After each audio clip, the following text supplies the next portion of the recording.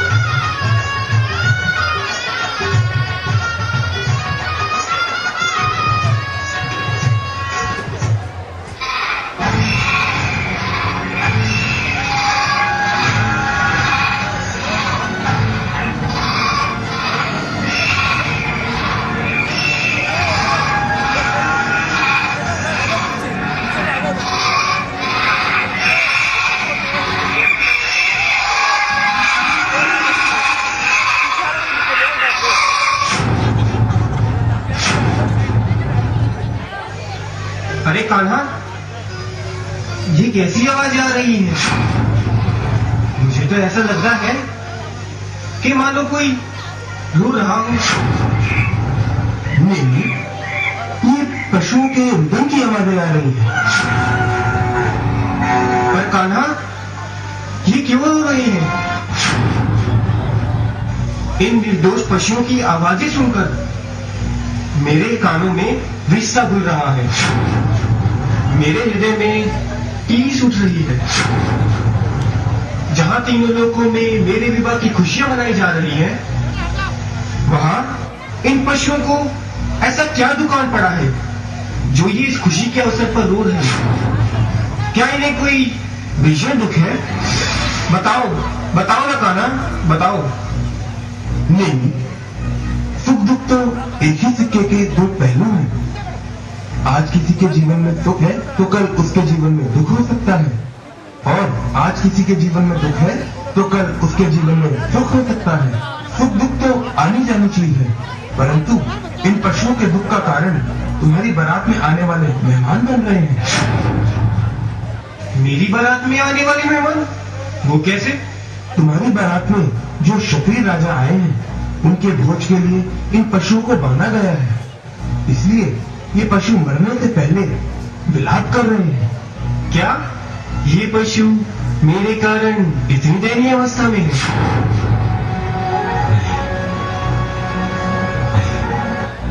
हाँ नहीं, हाँ, आज तुम इनके दुख का निमित्त बन रहे हो, परंतु वास्तव में ये पशु अपने कर्मों का फल भोग रहे हैं।